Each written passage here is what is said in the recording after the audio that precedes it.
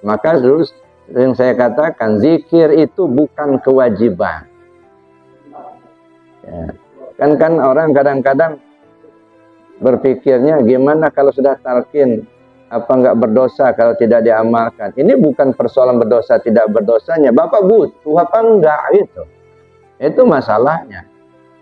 Untuk kembali ke Allah itu butuh apa enggak? Ya. Jadi bukan persoalan berdosa tidak berdosanya. Kalau tidak mengamalkan zikir, walaupun belum ditalqin tetap berdosa, Pak. Kalau sudah talqin, kita sudah tahu caranya. Kalau belum talqin, belum tahu caranya. Itu aja. Tapi kalau persoalan berdosa, walaupun nggak ditalqin, kalau nggak zikir, nggak tetap berdosa.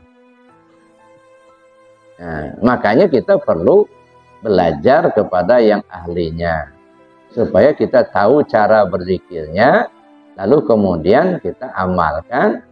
Akhirnya kita berharap bisa kembali kepada Allah dengan sempurna. Jadi Bapak Ibu yang saya hormati, ya, zikir itu bukan kewajiban saya bilang tadi, tetapi kebutuhan. Nah, makanya orang nggak mengamalkan, merasa nggak butuh. Udah talqin zikir tapi nggak diamalkan. Kenapa? Yang dia nggak butuh. Makanya dari zaman dulu, Pak, kalau nggak diminta, ya nggak mau orang nalkin zikir. Kalau nggak diminta. Ya.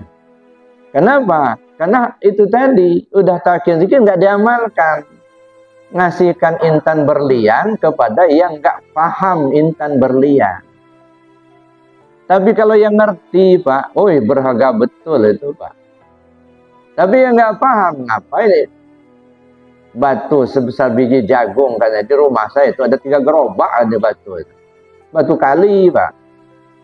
Ya, kualitasnya beda.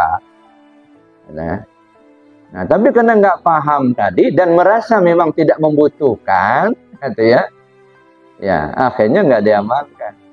Maka saya bilang kalau nalkin, ya, orang mendapatkan zikir ini, ya, zikir tarekat itu dikatakan murah, sangat murah, dikatakan mahal, sangat mahal.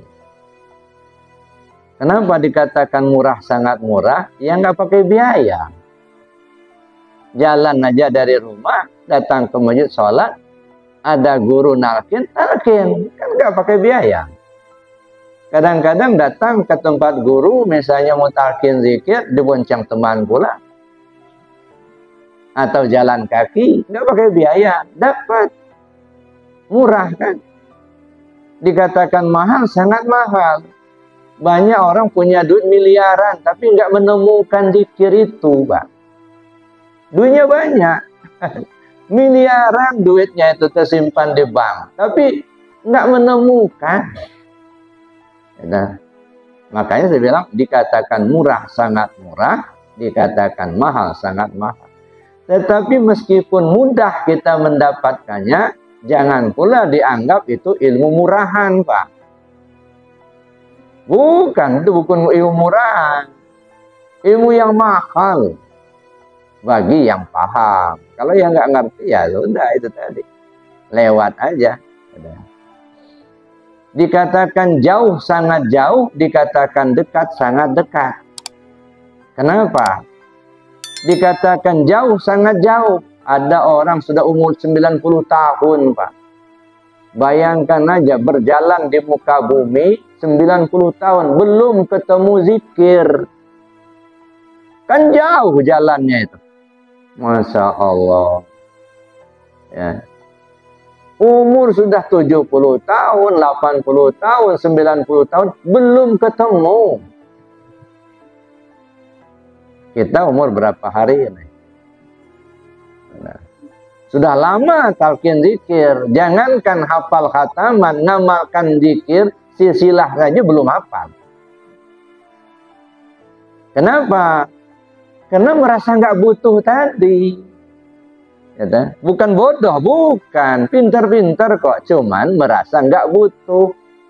Makanya nggak ada upaya untuk mengamalkan itu.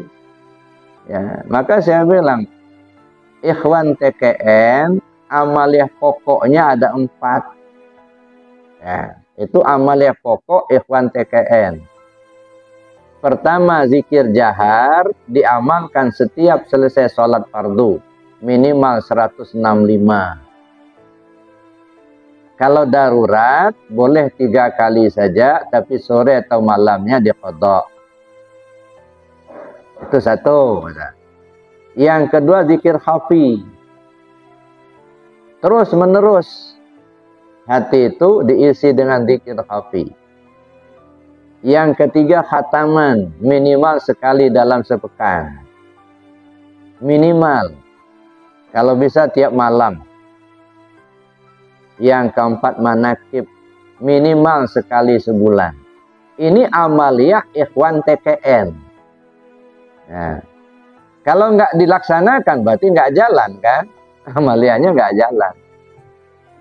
Nah, jadi jangan sampai kita hanya ngumpulkan pengetahuan tapi tidak kita laksanakan. Nanti jadi bumerang. Ya. Akan ditanya nanti, belum bergeser telapak kaki seorang hamba pada hari kiamat, hingga ditanyakan kepada 4 persoalan. Umur kemana kau habiskan? Tubuhmu kemana kau bawa? Ilmumu apa yang sudah kau amalkan? Harta kekayaanmu dari mana kau dapat? Kemana kau belanjakan?